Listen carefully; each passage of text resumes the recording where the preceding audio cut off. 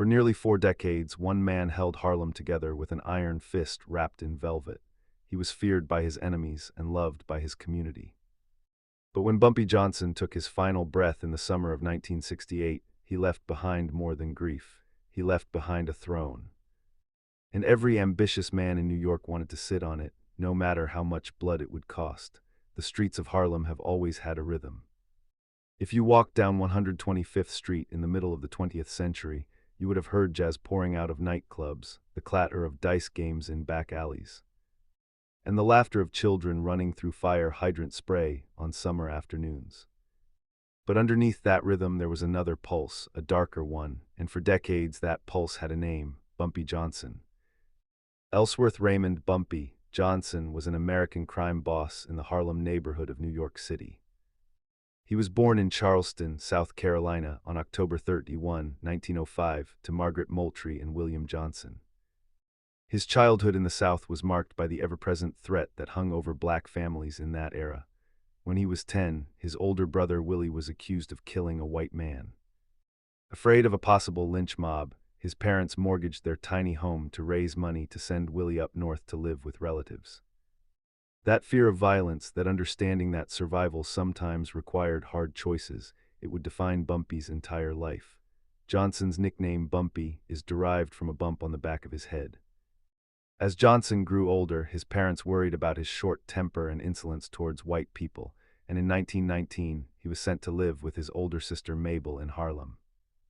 Harlem in the 1920s was a world unto itself. It was the center of black culture in America, the birthplace of the Harlem Renaissance, where artists, poets, and musicians gathered to create something extraordinary. But it was also a place where opportunity for young black men often came in forms the law didn't recognize. Johnson dropped out of high school and began working in casual jobs. Gangster William Hewitt noticed Johnson, who began working for him and his life of crime. The path that Bumpy chose was not unusual for young men in his position. In an era when legitimate doors were often closed to black Americans, the underground economy offered something else: power, respect, and money. Known for his flashy style and dapper look, Johnson was at various times a pimp, a thief, and a burglar. He was always armed and did not hesitate to resort to violence to achieve his objectives. By his 30th birthday, Johnson had spent almost half his life in prison. But something happened during those years behind bars that would separate Bumpy from countless other criminals who passed through the system. During those periods of incarceration, he read incessantly and developed an affinity for writing poetry. Some of his poems were published during the Harlem Renaissance. Think about that for a moment. Here was a man who could order violence without flinching, yet spent his nights in a cell writing verse. This contradiction, the brute and the poet, the feared enforcer and the community benefactor, would define everything about Bumpy Johnson's legacy. Johnson became an associate and enforcer for Numbers Queen Madame Stephanie St. Clair. In the 1930s, he quickly climbed the ranks to become her most trusted soldier. Stephanie St. Clair was a formidable figure in her own right, a woman who had built an empire in the illegal numbers game. A lottery system that gave poor black residents a chance at a little extra money in exchange for their daily bets. It was illegal, yes, but it was also deeply woven into the fabric of Harlem life. The numbers game might not sound like much today, but in the 1930s, it was a multi-million-dollar enterprise. And when the Italian Mafia looked uptown and saw all that money flowing through Harlem streets, they wanted a piece of it. St. Clair incited a war with her rival, mob boss Dutch Schultz, for control of Harlem's rackets. The war resulted in more than 40 murders and several kidnappings, and ended with St. Clair's arrest and imprisonment. Dutch Schultz was everything Bumpy Johnson was not. He was white, he was reckless, and he believed that brute force alone could conquer any obstacle. The fight between St. Clair and Johnson against Dutch Schultz and other organized crime factions in the early 1930s resulted in over 40 murders and several kidnappings. With control over police protection and influence at City Hall, Schultz and his allies in the Mafia eventually dominated the Harlem numbers rackets. It seemed like Harlem would fall completely under Italian control, but then something unexpected happened. Schultz's days were numbered due to his deceptive financial practices, which caused bad blood within the mob ranks. Luciano ordered a hit on Schultz, who was shot to death in 1935. Charles "Lucky" Luciano, the man who would reshape the American Mafia into the organization we know today, had his own problems with Dutch Schultz. When Schultz was eliminated, it created an opening.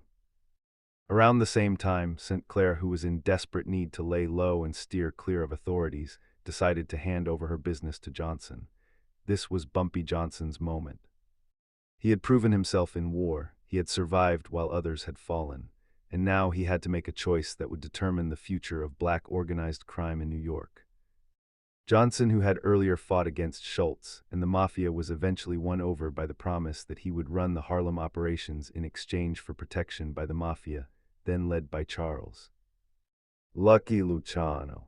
The arrangement lasted for 4 decades. Some people called it a sellout, others called it genius. What it was, undeniably, was practical. Bumpy Johnson understood something that many of his contemporaries did not.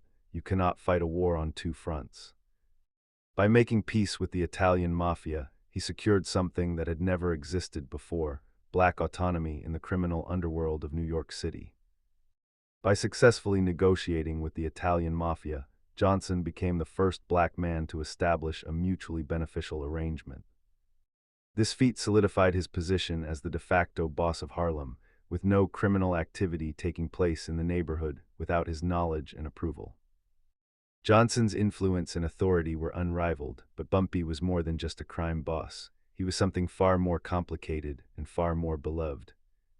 In spite of his tough guy persona, Bumpy Johnson became known to Harlemites for his help of cash and gifts to many impoverished blacks in that community. With profits rolling in, Bumpy was able to provide for the most vulnerable in Harlem. He delivered meals, gifts, free turkeys at Thanksgiving, and put the children of financially struggling families through college. Thus he became a complex, double-sided coin, a murderous crime boss on one side and a philanthropic Robin Hood on the other.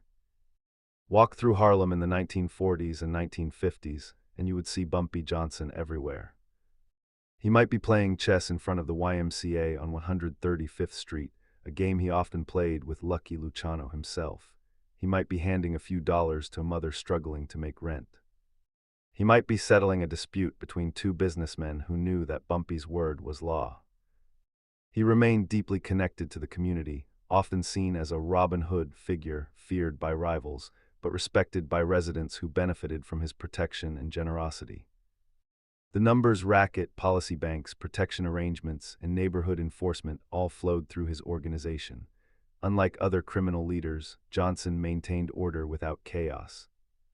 Violence was rare, discipline was strict, and loyalty was enforced quietly. This is what many people do not understand about the criminal world that existed before the drug epidemic. There were rules. There was order. And while no one should romanticize illegal activity, the truth is that under Bumpy Johnson's leadership, Harlem functioned in ways that the legal system had never allowed it to function. Black businesses received protection, black workers received assistance, black families had someone to turn to when the police would not help. He wasn't just a gangster, he was a poet, a chess player, and a man who understood the power of community. He navigated the criminal world with intelligence and charisma, often described as someone equally comfortable quoting Shakespeare as he was negotiating with mobsters. But success always comes with a price. In 1952, Johnson's activities were reported in the Celebrity People section of Jet. That same year, he was sentenced to 15 years in prison for a drug conspiracy conviction related to heroin. The federal government had been watching Bumpy for years, and when they finally had enough evidence, they put him away in the most notorious prison in America. On Alcatraz, Johnson's reputation earned him a unique kind of respect, not because of violence, but because of his intellect. Fellow inmates noted his quiet confidence, strong reading habits, and chess skills. Unlike the flamboyant Capone or the violent Arthur Barker, Bumpy kept a low profile. He did his time with focus, earning a reputation as someone who wasn't easily rattled by the cold isolation or strict routine of life on the rock. For nearly a decade, Bumpy Johnson sat on the most isolated prison island in America, surrounded by cold Pacific waters and the ghosts of men who had broken under the weight of that place. But he did not break, he read, he wrote, he planned. and when the doors finally opened in 1963, he walked out a changed man, but still the same Bumpy. After serving his time in Alcatraz, Bumpy was met with a parade when he returned to Harlem after being released on parole in 1963. The Godfather was back home. Upon his return to New York City in 1963, after serving time in Alcatraz, Johnson was met with an impromptu parade. The whole neighborhood wanted to welcome the Harlem Godfather back home. Picture the scene: a man who had been locked away on an island fortress for nearly 10 years, walking down the streets of Harlem as people cheered. Store owners came out to shake his hand. Old friends embraced him. Children who had never met him had heard the stories. Bumpy Johnson was home, and for a brief moment it seemed like nothing had changed, but everything had changed. The Harlem that Bumpy returned to was not the same Harlem he had left. The civil rights movement was reshaping America. Malcolm X was preaching on the streets, and Bumpy knew him well. The two were friends since the 1940s, while Malcolm X, previously known as Malcolm Little, was a street hustler. Bumpy would protect Malcolm after he split with the Nation of Islam. The friendship between Bumpy Johnson and Malcolm X reveals something important about the man. He was not simply a criminal looking out for his own interests. He believed in something larger than himself. He believed in Harlem. He believed in his people. And when Malcolm X needed protection from those who wanted to silence him, Bumpy provided it, even though there was no money in it, even though it put him at risk. The years after Alcatraz were complicated for Bumpy. He was older now, his health was not what it had been, and the federal government had not forgotten about him. Despite his control over organized crime in Harlem, Johnson was frequently in and out of prison. In December 1965, frustrated by police surveillance of him, he staged a sit-down strike at a police station and refused to leave. He was arrested and charged with refusal to leave a police station, but was later acquitted by a judge. With a rap sheet of over 40 arrests in his lifetime, Johnson found himself under the watchful eye of authorities. The police followed him everywhere. They watched his every move. They waited for any slip, any mistake, any opportunity to put him away again. But even under this constant pressure, Bumpy maintained his position. After serving his sentence, Johnson was released in 1963 and returned to the streets of Harlem, where he still commanded respect. Despite facing another indictment for the same charges years later, he never made it to trial. The reason he never made it to trial was not because the charges were dropped. It was because time, something that comes for everyone, even the most powerful, finally caught up with Ellsworth Raymond Johnson. Johnson was under a federal indictment for drug conspiracy when he died of a heart attack on July 7, 1968, at the age of 62. He was at Wells Restaurant in Harlem shortly before 2 a.m., and the waitress had just served him coffee, a chicken leg and hominy grits, when he fell over clutching his chest. 5 years after being released from the infamous prison, Bumpy Johnson died of a heart attack during the early hours of July 7, 1968. He lay in the arms of one of his closest friends, Junie Bayard, as he breathed his last, and just like that, an era ended. The man who had held Harlem together for 4 decades was gone. He is buried in Woodlawn Cemetery in the Bronx, New York City. Bumpy Johnson, a name synonymous with the gritty underbelly of Harlem during the mid-20th century, passed away on July 7, 1968. His death marked not just the end of an era for organized crime in New York City, but also left a palpable void in the community he had both terrorized and supported. When Bumpy Johnson's heart stopped beating in that restaurant, something else stopped too. The order that he had maintained, the delicate balance between criminal enterprise and community welfare, began to crumble almost immediately, because Bumpy had not just been a crime boss. He had been a symbol, he had been a system, and when you remove the keystone from an arch, the whole structure comes crashing down. Johnson died in 1968, leaving the control of Harlem up for grabs. Those 7 words, the control of Harlem up for grabs, would define the next decade in ways that no one could have predicted. Because when there is power to be had, there will always be men willing to take it, and the men who came after Bumpy Johnson were nothing like him. Among those who watched Bumpy's funeral procession wind through the streets of Harlem was a man named Frank Lucas. Lucas' mentor was Harlem gangster Ellsworth Bumpy Johnson. There is some disagreement over how close Lucas was to Johnson. Lucas claims Johnson took him under his wing and eventually became Bumpy's right-hand man. Others close to Johnson, including his widow, Mame, testify that Johnson distrusted Lucas and never made him more than a flunky. The truth about the relationship between Bumpy Johnson and Frank Lucas has been debated for decades. Lucas would later tell stories that painted himself as Bumpy's trusted driver and closest confidant. But according to Mame Johnson, Denzel Washington's depiction of Frank Lucas was more fiction than fact. Lucas was not Johnson's driver for more than a decade, and he was not present when Bumpy Johnson died. Lucas and Johnson actually had a falling out before he was sent to Alcatraz. What is not disputed is what happened next. Johnson died in 1968, and there was a power vacuum in Harlem that Lucas was eager to snatch. So he seized territory and started his own organization. Once he was set up as a gang lord, Lucas started planning. Frank Lucas was an American drug lord who operated in Harlem, New York City, during the late 1960s and early 1970s. He was known for cutting out middlemen in the drug trade and buying heroin directly from his source in the Golden Triangle in Southeast Asia. Frank Lucas looked at the empire Bumpy Johnson had built and saw opportunity, but not the same kind of opportunity Bumpy had seen.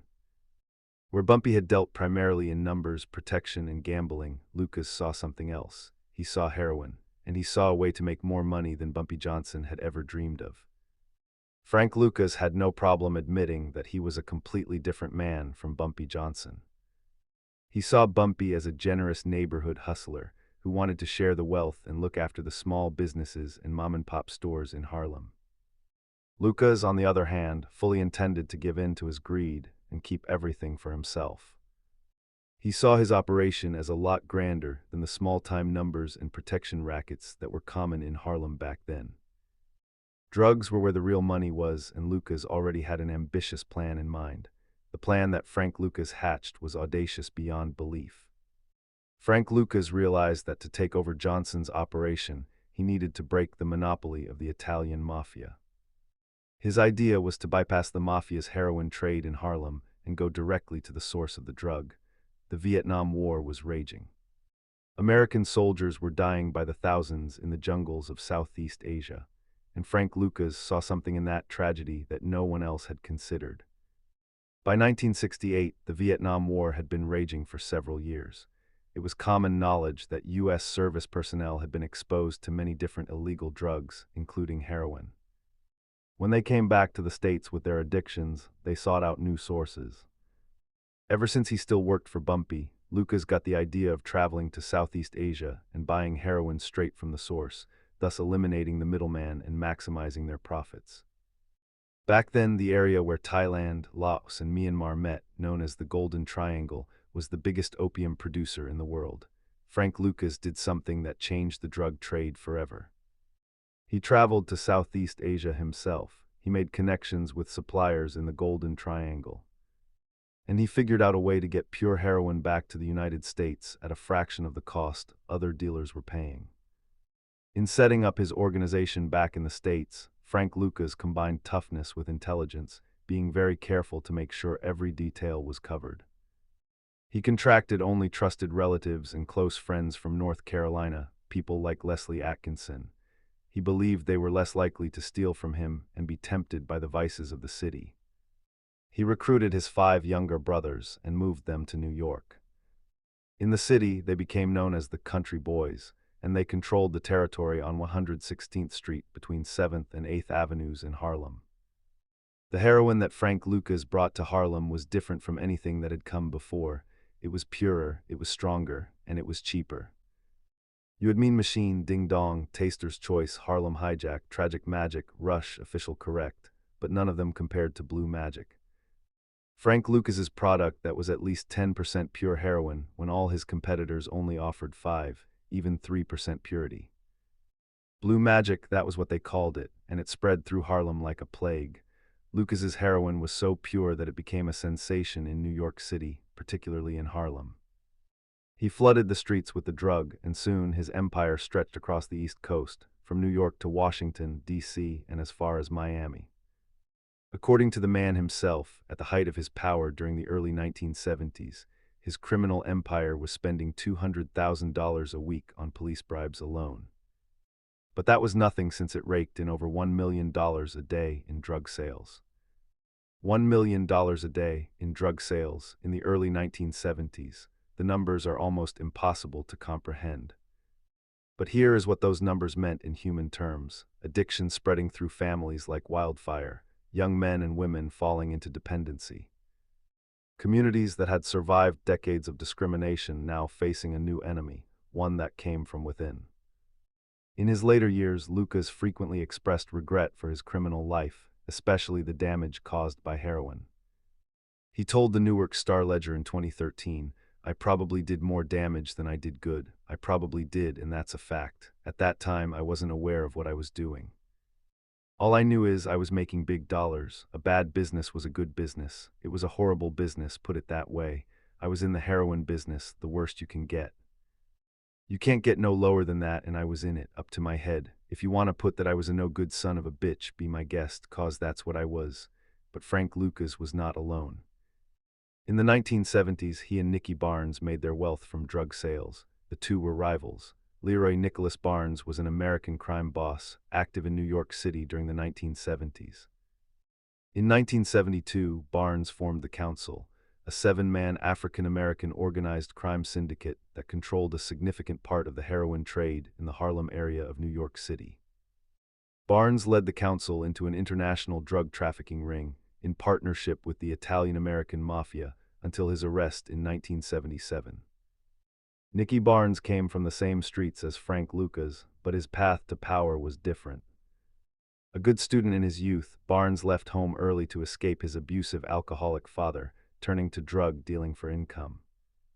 Barnes himself became addicted to heroin for several years in his 20s, until spending time in jail, when he ended his addiction.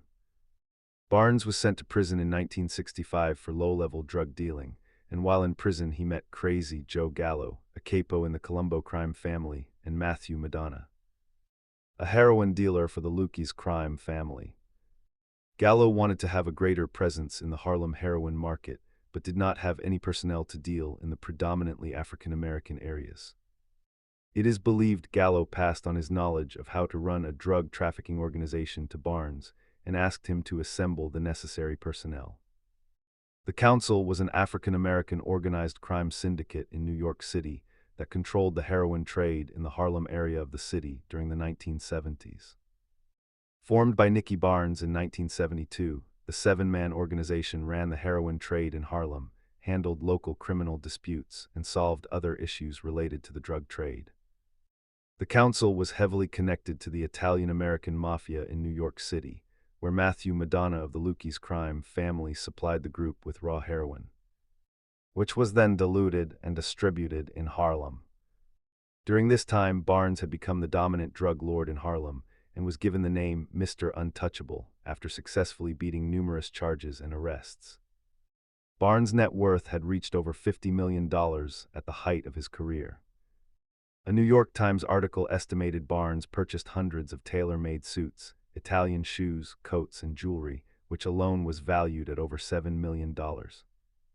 While Bumpy Johnson had maintained a relatively low profile in his later years, Nicky Barnes reveled in attention. He drove luxury cars through the streets of Harlem.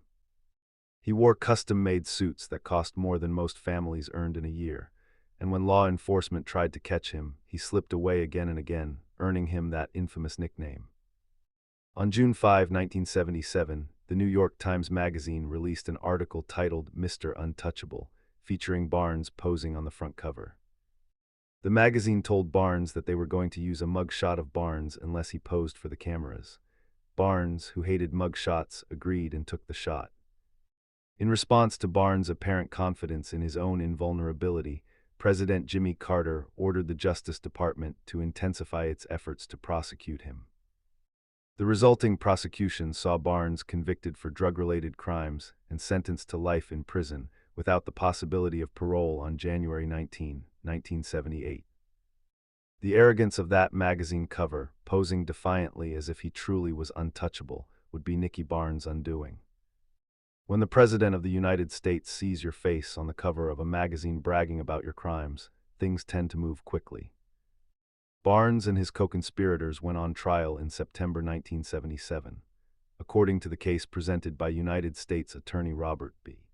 Fisk Jr., the defendants had been selling roughly $1 million worth of heroin a month from a Harlem garage. An extensive undercover operation had gathered the evidence used in the case.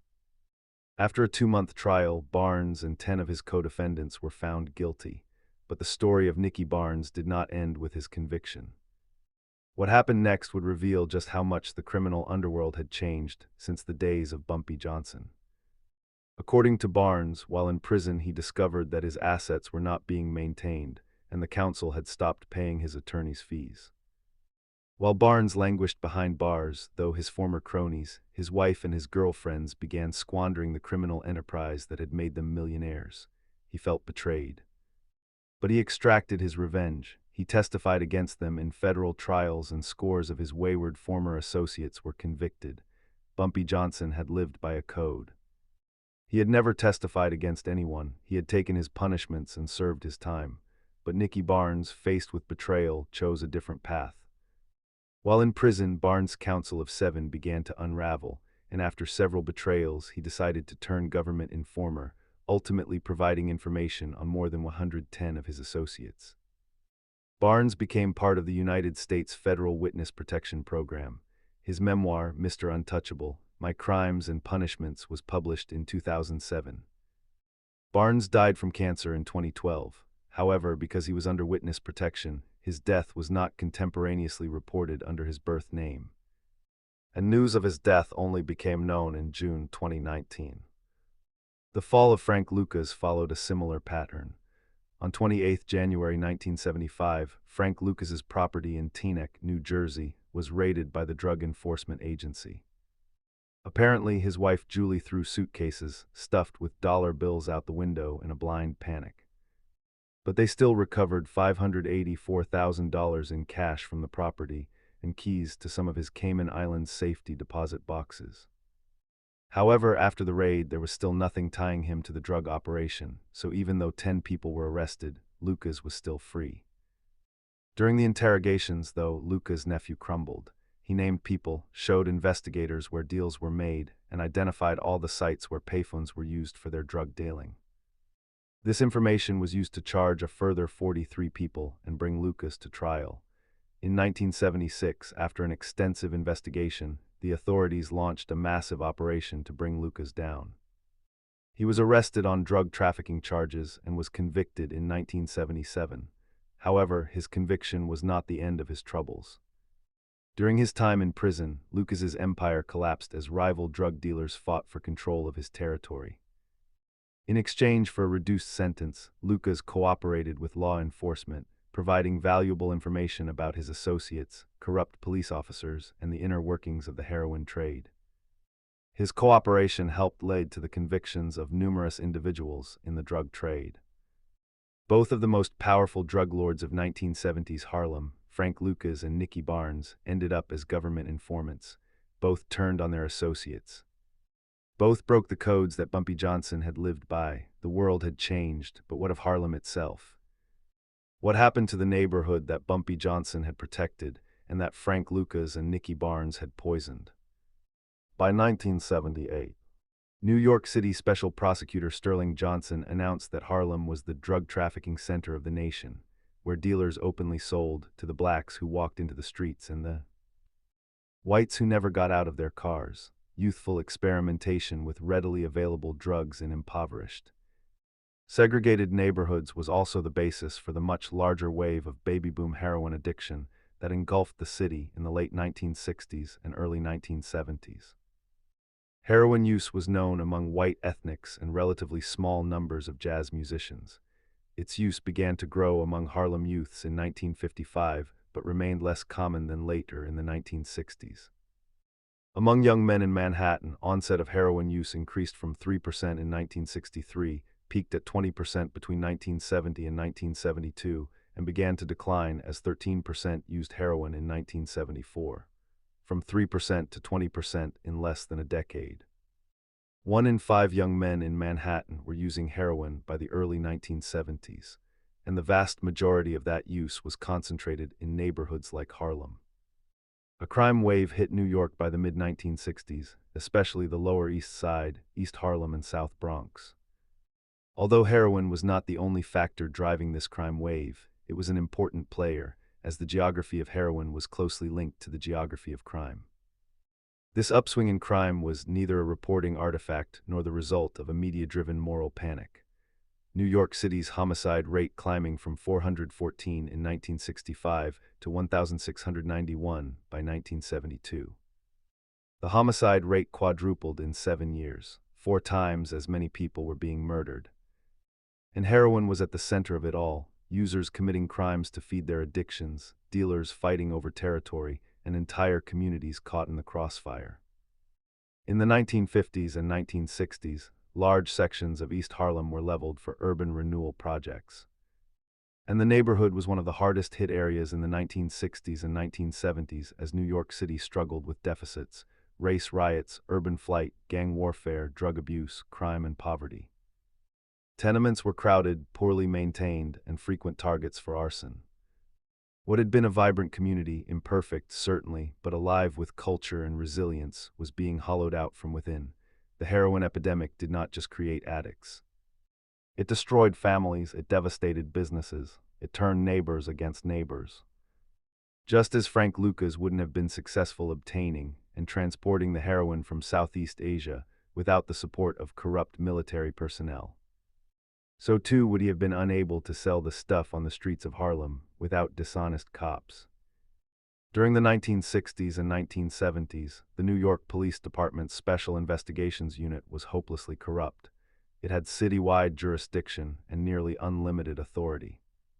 The unit had developed a cowboy-like mentality, breaking in and conducting warrantless searches of suspected drug dealers, creating illegal phone taps using bribery, and controlling addicted informants with confiscated heroin. Several of the officers were on the take with local drug dealers to look the other way. In the 1970s, the Knapp Commission exposed systemic NYPD corruption, particularly in Harlem's drug trade, where officers accepted payoffs from dealers and facilitated heroin distribution. Testimony revealed police protecting major suppliers in exchange for bribes, undermining enforcement efforts amid the heroin epidemic that flooded Harlem streets. The very people who were supposed to protect the community were complicit in its destruction. Police officers who accepted bribes looked the other way while dealers operated openly. Some officers did more than look the other way, they actively participated in the drug trade themselves. State subsidies for treatment, including methadone maintenance, were deployed in greater proportion to white communities in lower Manhattan and rural, upstate New York, despite the reported primacy of heroin in Harlem. In effect, the community so ravaged by the narcotics epidemic was brought center stage as a startling example of state failure, despite receiving little state aid to fight addiction through rehabilitation.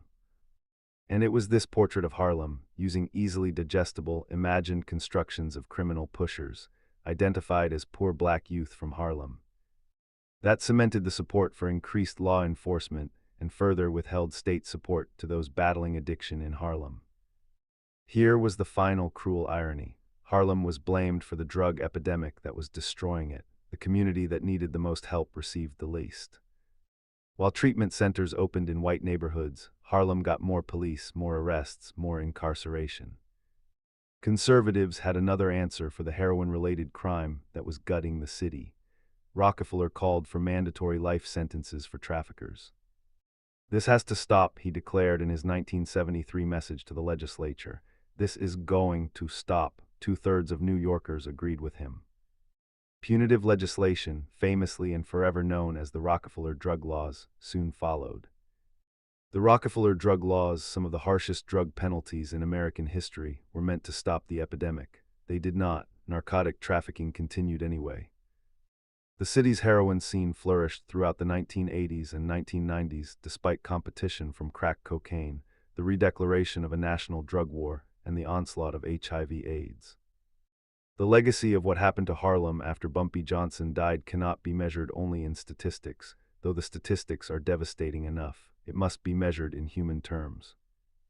In the mothers who watched their children disappear into addiction, in the fathers who could not find work because employers had written off the entire neighborhood, in the young people who saw dealing drugs as the only path to success because every other path had been closed to them. Lucas's legacy is complicated. While he was a hero to some in Harlem, who admired his ability to break the mold and carve out his own path, he was also responsible for the destruction of countless lives through the heroin epidemic. His story, like many in the world of organized crime, is a cautionary tale about the cost of ambition and the inevitable consequences of living a life of crime. And what of Bumpy Johnson's legacy in all of this? In the years after Bumpy Johnson died, he remained an iconic figure in Harlem history. But despite his massive influence and power, the godfather of Harlem has largely stayed out of the national public consciousness in ways that other infamous gangsters have not. Some believe that Johnson has been brushed off because he was a powerful black man ruling an entire neighborhood of New York City during the mid-20th century. However, in recent decades, Johnson's story has started to reach more people thanks to film and television. Bumpy Johnson's legacy as a crime boss in Harlem is complex and controversial. While he was undeniably involved in illegal activities and was responsible for the suffering of many, he was also seen as a protector of the African American community in Harlem, providing for those in need and standing up against racial injustice. The question that remains, the question that haunts anyone who studies this history, is whether things would have been different if Bumpy Johnson had lived longer. Would he have transitioned into the heroin trade like so many others? Or would he have maintained the old order, the old rules, the old codes that at least provided some stability? We cannot know the answer, we can only know what happened, and what happened was catastrophic. When Bumpy Johnson collapsed in Wells' restaurant on that July night in 1968, he was 62 years old. In his 62 years, he served a little more than 30 behind bars, half of his life in prison. Yet somehow, despite all of that, he had managed to build something, a structure, a system, a way of life that kept Harlem functioning on its own terms. The men who came after him tore that structure down. They replaced numbers games with heroin. They replaced community protection with exploitation. They replaced the complex, contradictory figure of Bumpy Johnson with something simpler and far more destructive, pure, unrelenting greed. When Bumpy Johnson died in 1968, his reputation remained intact. He was remembered not as reckless but as precise, not cruel but absolute. He didn't issue threats, he enforced boundaries. In organized crime history, power is often measured by expansion. Bumpy Johnson's power was measured by restraint. He did not seek other territories. He did not chase commissions. He defended one place and defended it so thoroughly that no one ever tried again. That is why Harlem remained different. Harlem remained different until Bumpy was gone. And then it became like everywhere else, a battleground, a marketplace, a tragedy. The heroin that flooded Harlem streets after Bumpy Johnson's death was devastating enough. But it was only the beginning, because in the early 1980s, something new arrived, something even more destructive, even more addictive, even more deadly. Crack was the latest drug in New York, and its use was becoming epidemic. These white pellets of prepackaged freebase, cocaine in its purest form, were extremely frightening. When the price of cocaine dropped nearly 2 years earlier due to a national cocaine glut, crack gained a lot of momentum.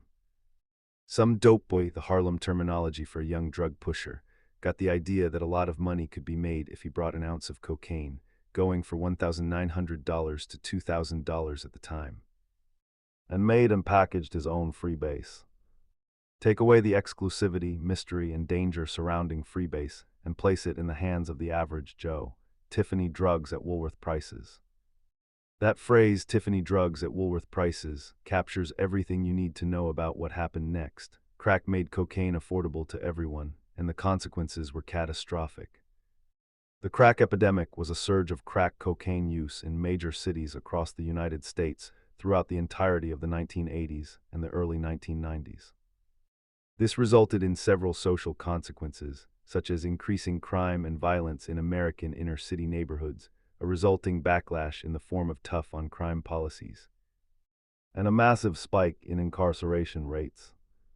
In the early 1980s, the majority of cocaine, originating in Colombia and trafficked through the Bahamas, was being shipped to Miami.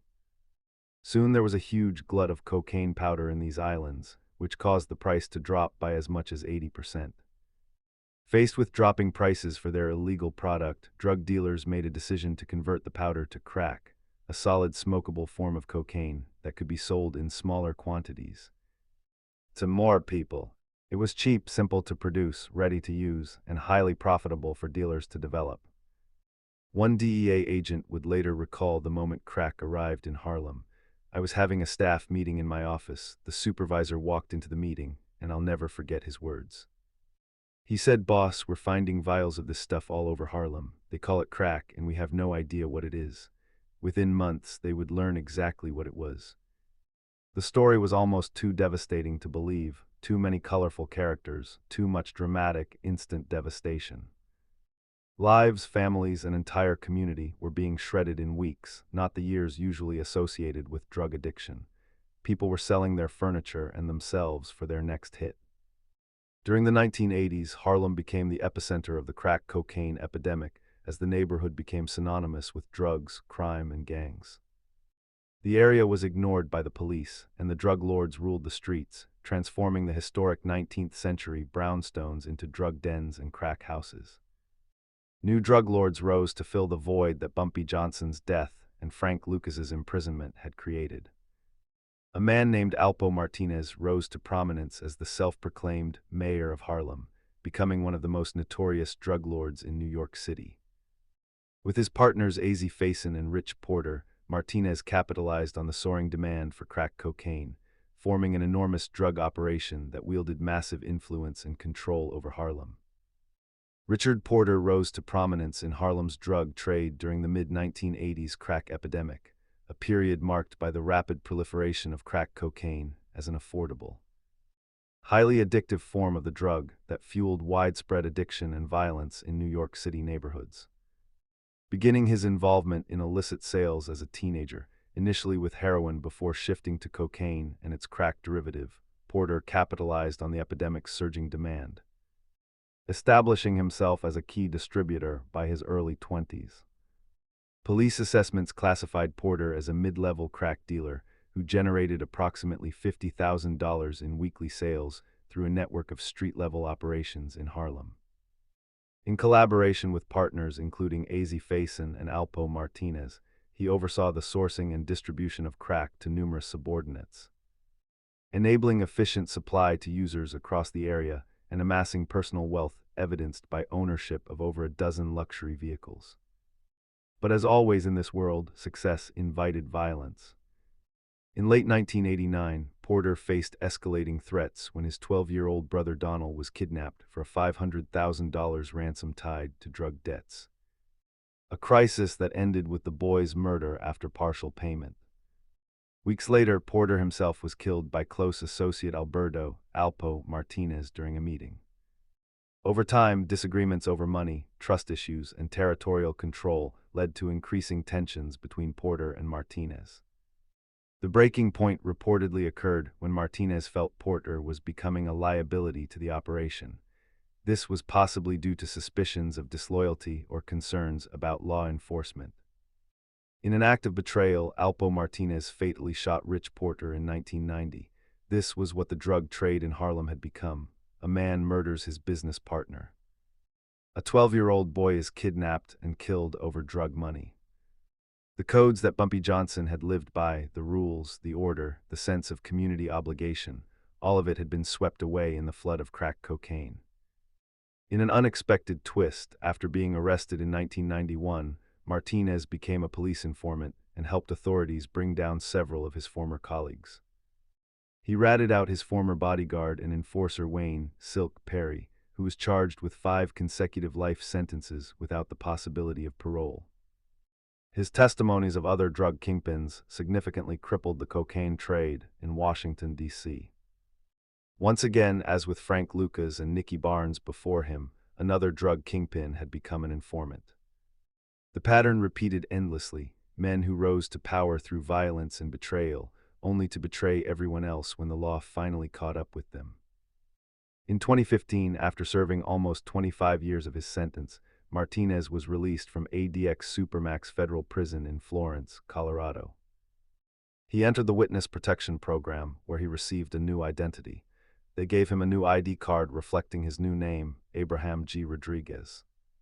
Authorities instructed him to relocate to Lewiston, Maine, where he could start to build his new life. While in Maine, Martinez started his own construction company and made a whole new batch of friends.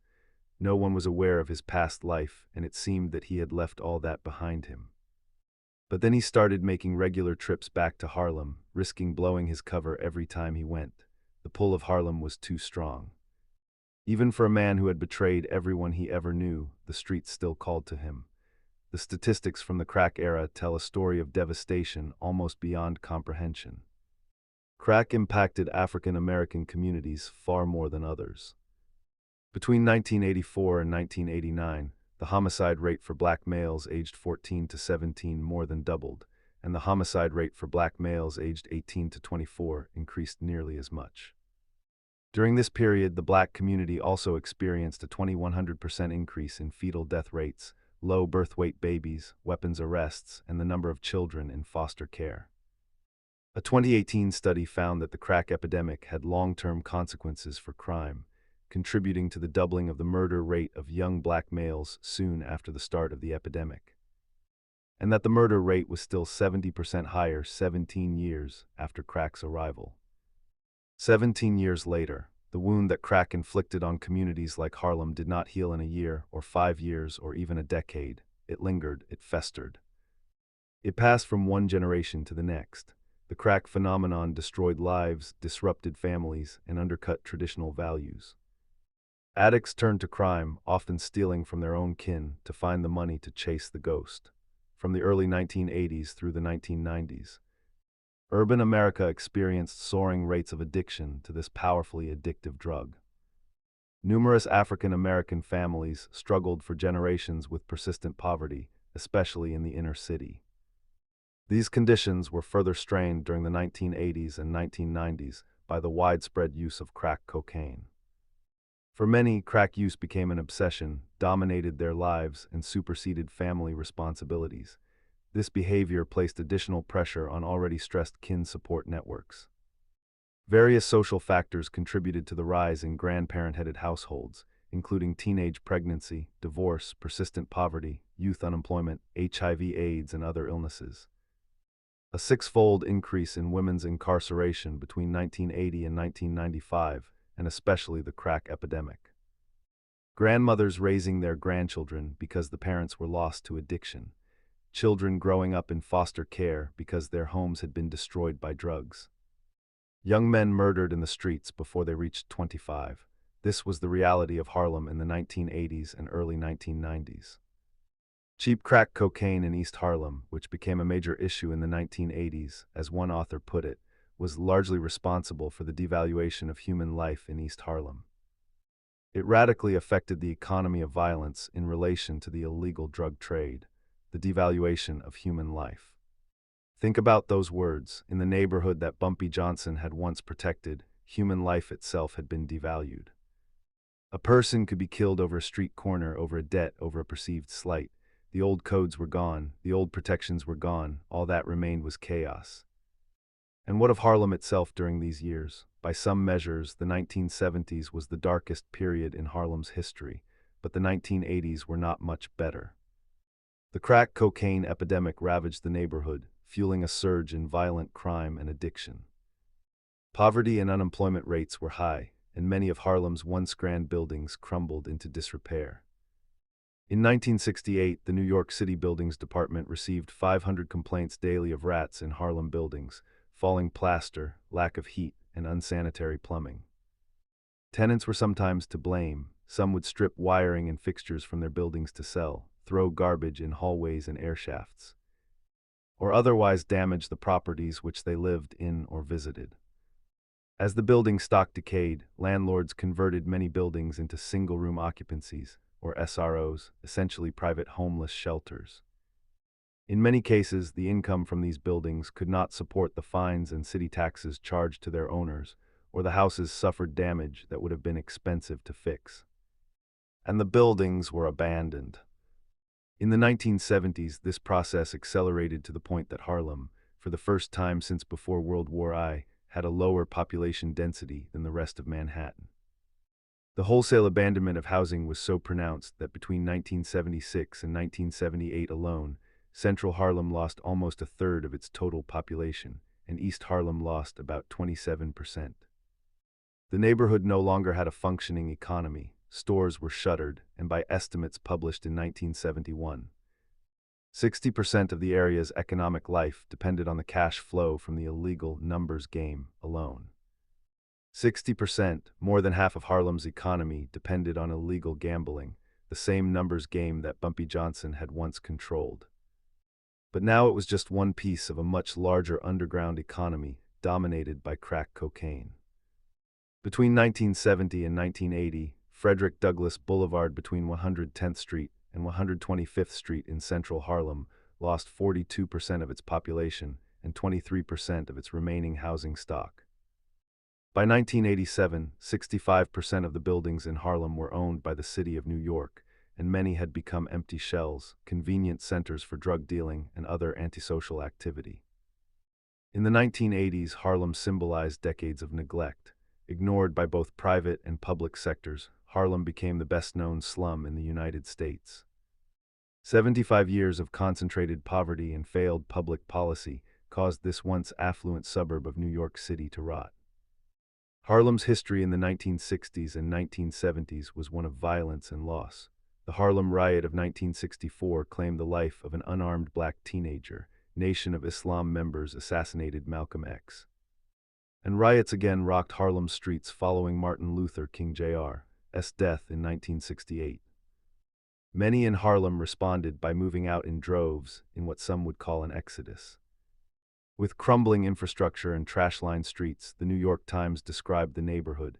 Since 1970, an exodus of residents has left behind the poor, the uneducated, the unemployed. Nearly two-thirds of the households have incomes below $10,000 a year. In a community with one of the highest crime rates in the city, garbage-strewn vacant lots and tumble-down tenements, many of them abandoned and sealed, contribute to the sense of danger and desolation that pervades much of the area. In 1968, Harlem's infant mortality rate had been 37 for each 1,000 live births, as compared to 23.1 in the city as a whole. Over the next 8 years, infant mortality for the city as a whole improved to 19, while the rate in Harlem increased to 42.8, more than double. Statistics describing illness, drug addiction, housing quality, and education are similarly grim and typically show rapid deterioration in the 1970s. Cramped in, bitterly poor, generally, unemployment rates in Harlem would be double the general rate across New York. Harlem was an unhealthy place to live. A 1990 study suggested life expectancy for a 15-year-old female resident of Harlem would be roughly on a par with that of a 15-year-old girl living in India. She'd have about a 65% chance of surviving to 65, while a black man would have about a 37% chance of making it to the same age, on a par with an Angolan male. Read that again. A black man in Harlem in 1990 had only a 37% chance of reaching age 65, the same odds as a man living in Angola, a country that had been ravaged by civil war. This was America. This was New York City. This was Harlem. The 1970s were the bottom for Harlem. Those who could afford to flee did. Those who remained mainly did so not through choice, but because of lack of other options. In the post-World War II era, Harlem ceased to be home to a majority of the city's black people, but it remained the cultural and political capital of Black New York and possibly Black America. By the 1970s, many of those Harlemites who were able to escape from poverty left the neighborhood in search of better schools and homes and safer streets. Those who remained were the poorest and least skilled, with the fewest opportunities for success. Though the federal government's Model Cities program spent $100 million on job training, healthcare, education, public safety, sanitation, housing, and other projects over a 10-year period, Harlem showed no improvement. $100 million and nothing changed, because you cannot fix a community by throwing money at it when the underlying structures that hold a community together have been destroyed. When the men who once enforced order, even criminal order, are dead or imprisoned, when drugs have replaced jobs as the primary source of income, when families have been shattered and scattered, Mandatory minimums and far harsher sentences than those applied to cocaine helped swell the prison population and break apart families. At the time, treatment wasn't much a part of the conversation. This was the war on drugs, and in war there is no room for leniency. New York City Mayor Ed Koch, a Democrat, told the audience at the 1989 U.S. Conference of Mayors gathering, "Those people belong in jail. Those people who are users, I have no sympathy for them. None at all. Maybe in the past we did. It has gone on too long." That lack of patience for crack users stands in stark contrast to how politicians and police are tackling and talking about heroin today. In 2012, 88% of imprisonments from crack cocaine were African American. Further, the data shows the discrepancy between lengths of sentences of crack cocaine and heroin. The majority of crack imprisonments are placed in the 10-20-year range, while the imprisonments related to heroin use or possession range from 5-10 years. The war on drugs was not fought equally across all communities. It was fought hardest in places like Harlem, and the casualties were not just the dealers or even the users. The casualties were entire families, entire generations, entire communities. But through all of this darkness, something remained. Something that even the drugs and the violence and the abandonment could not destroy completely. The churches of Harlem have long served as essential institutions in the neighborhood, shaping not only the spiritual lives of residents, but also the bonds that strengthen community. Many great churches, including Mother AME Zion Church, the Abyssinian Baptist Church, and St. James Presbyterian Church, established their present-day homes in Upper Manhattan in the 1920s. Abyssinian Baptist Church has had many powerful pastors over the years who combined religion with social activism. Adam Clayton Powell Jr. used the pulpit in that fashion. While he was the pastor, he was also the congressman representing Harlem. Rev. Calvin Butts fought against crime, drugs, the AIDS epidemic, and poverty with the church's economic arm. He served for more than 3 decades until his death in 2022. You saw, as a result of the Abyssinian Development Corporation, the Thurgood Marshall Academy for Social Change. There's a lower school and a high school. You saw thousands of units of affordable housing. While the drug dealers were destroying Harlem, the churches were trying to save it. They built schools. They built housing, they provided services, they offered hope. Harlemites themselves took part in bringing about the transformation of their neighborhood. Often through grassroots organizations, they founded with the express purpose of giving residents greater control over urban development. These ingredients combined to turn community organizations into housing development powerhouses by the early 1990s. Projects included apartment buildings with income-mixed units. On West 130th Street's famed Astor Row, community groups helped transform vacant houses into cooperatives for low and moderate-income families. The most emblematic project was rehabilitated buildings consisting of middle-income condominiums that targeted the enterprising African Americans who made up the leading edge of revitalization in Harlem. As community groups increased Harlemites' economic diversity, they also became a force in new commercial development intended to serve them. One such organization co-developed Harlem's first major supermarket, a Pathmark, which opened in 1999 and partnered with developers to build new retail centers. Slowly, painfully, block by block, Harlem began to rebuild. Not through the efforts of outside developers or government programs alone, but through the determination of the people who had stayed, the ones who refused to give up on the neighborhood they called home. The revitalization of Harlem took form in the late 1970s. Invisible to casual observers, Harlem underwent a transformation that changed the landscapes and streetscapes into pockets of stable middle-class communities. Beginning with legislation and recommendations from the Harlem Task Force, established in 1982 under the auspices of the Koch administration. Public policies forged private-public partnerships to restore brownstones, tenements, and apartment buildings. The city also offered tax abatements, grants, and no-interest loans to developers. Additionally, legislation called for attracting upscale retail establishments and replacing vacant lots with new retail and residential construction. By 1992, landmark districts that once stood for prosperity were reclaimed. Neighborhoods in Harlem, including Mount Morris Park, Hamilton Heights, and Sugar Hill, became gentrified as the middle class settled in. After years of false starts, Harlem began to see rapid gentrification in the late 1990s. This was driven by changing federal and city policies, including fierce crime fighting and a concerted effort to develop the retail corridor on 125th Street. In the 1980s, use of crack cocaine became widespread, which produced collateral crime as addicts stole to finance their purchasing of additional drugs. And as dealers fought for the right to sell in particular regions, or over deals gone bad. With the end of the crack wars in the mid-1990s, and with the initiation of aggressive policing under mayors David Dinkins and his successor Rudy Giuliani, crime in Harlem plummeted.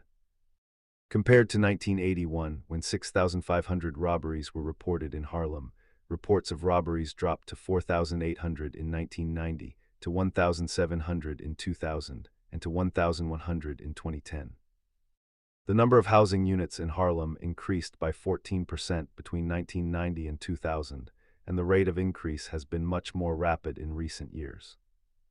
Property values in central Harlem increased nearly 300% during the 1990s, while the rest of New York City saw only a 12% increase. Even empty shells of buildings in the neighborhood were routinely selling for nearly $1 million each as of 2007.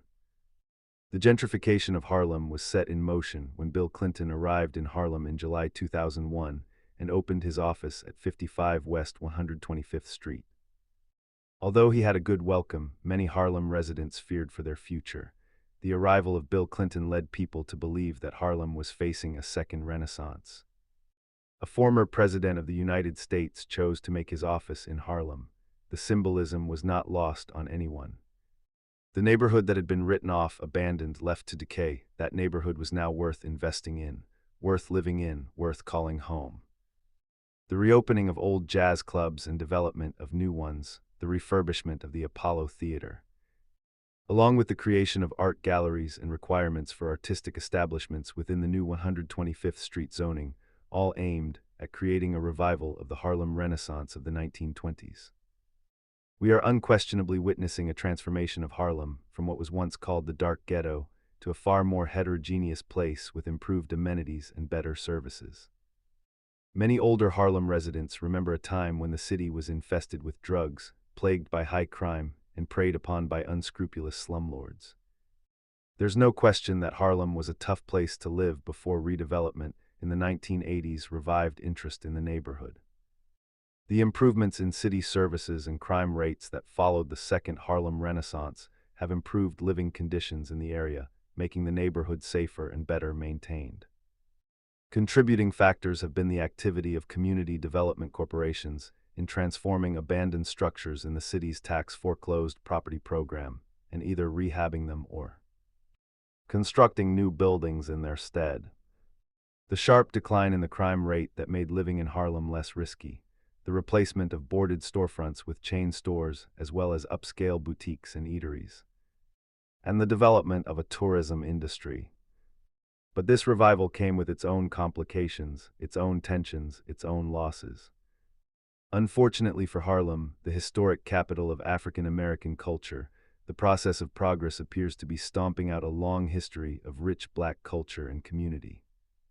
That Harlem finds itself in the grip of gentrification is not exactly news.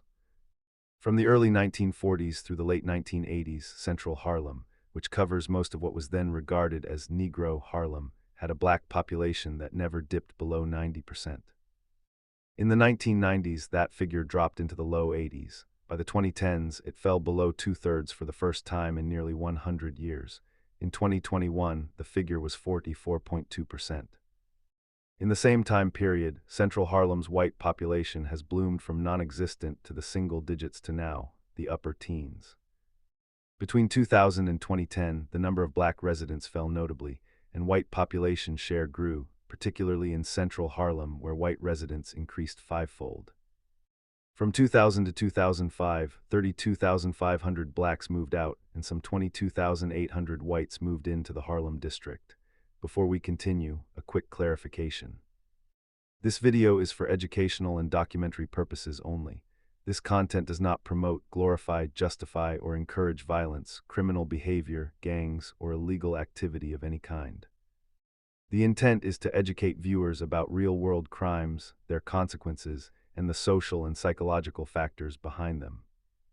All events discussed are based on publicly available information and are presented to highlight their consequences. Viewer discretion is advised. In January 2010, the New York Times reported that in Greater Harlem, which they defined as running from the East River to the Hudson River, from 96th Street to 155th Street, blacks ceased to be a majority of the population in 1998, with the change largely attributable to the rapid arrival of new white and Hispanic residents. By the mid-2010s, Harlem was less than 40% black, and the white and Asian population was increasing greatly. This is the bitter irony of Harlem's story. For decades, the community fought to survive against drugs, crime, poverty, and abandonment. And now that they had won, now that the streets were safer, the buildings renovated, the stores reopened, many of the people who had fought that fight could no longer afford to stay. Proponents of gentrification believe that once more middle and upper-class residents move into Harlem, long-time residents could be forced out. While some deny displacement, Harlem's escalating rents and property values imply something else. Priced out, many long-time residents are now looking for housing out of state or in the outer boroughs, leaving behind a community called home for decades. Historical eateries such as 22 West, where Malcolm X used to do radio broadcasts, along with many others, have been forced to close down in recent years, due to a lack of customers and an increase of rent. The closing down of Harlem restaurants is a product of the influx of wealthy younger, non-natives into Harlem, forcing Soul Food's traditional customers to leave the neighborhood. It is just one instance of a greater dilemma in Harlem, the fact that gentrification breeds displacement. Lance Freeman notes the mixed feelings of remaining low-income residents who recognize the advantages that gentrification has brought them, while rueing the fact that it required an influx of wealthier people for them to receive these improvements. Why did it take rich people moving in for the streets to be cleaned? Why did it take property values rising for the buildings to be repaired? Why did it take outsiders arriving for the city to finally invest in Harlem? These questions have no easy answers. But they are the questions that haunt anyone who loves this neighborhood and its history. Harlem is much more racially diverse than it was years ago. But many of the issues addressed over the decades by the Black church remain a problem today. At the forefront for these church leaders, poverty, a lack of affordable housing, and education. 39,000 people in Harlem over the age of 25 don't have GEDs or high school diplomas, one pastor explained. We are establishing a GED program right here in this church, partnering with one of our city's CUNY community colleges, while trying to better the community. Some of the Black churches are struggling to fill the pews on Sundays. Greater Harlem has one of the highest violent crime rates in New York City, despite significant declines from historic highs. Harlem still suffers from many social problems. Large portions of the population receive a form of income support from the government, with 34.9%, 43.3%, and 46.5% of the populations of West, Central, and East Harlem receiving aid. The work is not finished, it may never be finished, but there are signs of hope. East Harlem's public housing complexes have achieved a sustained decline in shootings, while other NYCHA properties continue to struggle with high rates of gun violence, police data shows. From 2023 to 2024, the decrease was roughly 30%. The citywide drop was only 7%. Criminologists say shootings disproportionately affect public housing properties due to a lack of community investment, poor living conditions, unauthorized occupants with criminal histories, and conflicts between crews from different developments. In East Harlem, a special collaboration involving local nonprofits, community mentors, law enforcement officials and residents has reduced gun violence to its lowest level since 2019 and could offer lessons for other neighborhoods. A high density of local nonprofits can lead to reductions in violent crime, research has shown. One community leader who founded a community development organization that works in northern Manhattan said this model appears to be doing just that. After returning to New York City, one community leader began working with young people involved in gangs to counter crime. In 1987, He became executive director of a nonprofit that has served East Harlem youth for nearly 50 years and receives millions of dollars in annual city funding for after-school and summer programming, tutoring, and youth employment initiatives at more than 20 sites in Manhattan and the Bronx. The solution, it turns out, is not more police or harsher sentences or walls built higher around public housing. The solution is community, investment, opportunity. The same things that Bumpy Johnson, in his own complicated way, once provided. And so we return to where we began, to a man who died in a restaurant in 1968, clutching his chest as his heart gave out. To a power vacuum that unleashed decades of destruction. To a community that endured more than any community should have to endure. When Bumpy Johnson died, he left behind a widow named Mame. She lived until 2009, passing away at the age of 94. She watched everything that happened to Harlem after her husband was gone. She saw the heroin epidemic. She saw the crack epidemic. She saw the abandonment and the decay. And she saw the revival, the gentrification that brought new faces to the streets her husband once walked. Mame Johnson spent her final years setting the record straight about her husband. She disputed the stories told by Frank Lucas.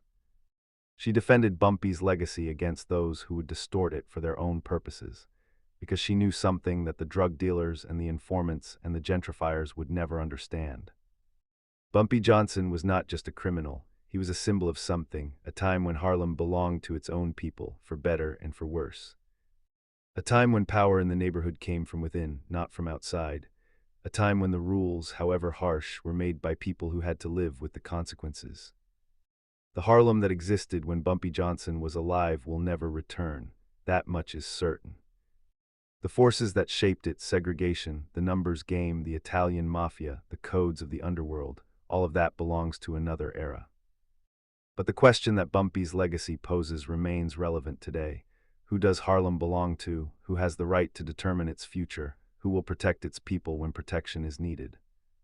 These are not questions that can be answered by drug dealers or police officers or real estate developers.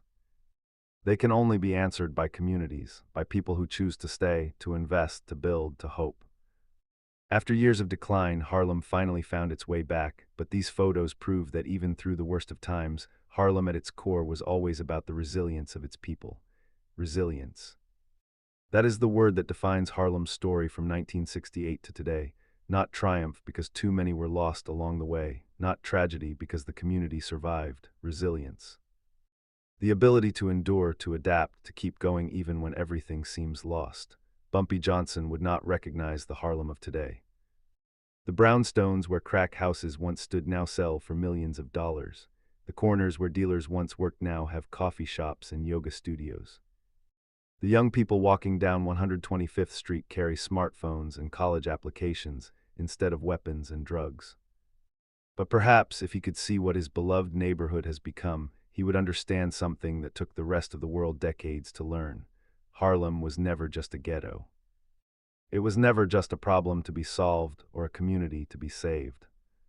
It was a place where people built lives, raised families, created culture, and fought for dignity in a country that often denied them that dignity. The drug lords who came after Bumpy, Frank Lucas, Nicky Barnes, Alpo Martinez, and all the rest, they saw Harlem as a market to be exploited. They took from the community without giving back. They made fortunes on the suffering of their own people, and in the end they all betrayed each other just as they had betrayed their community.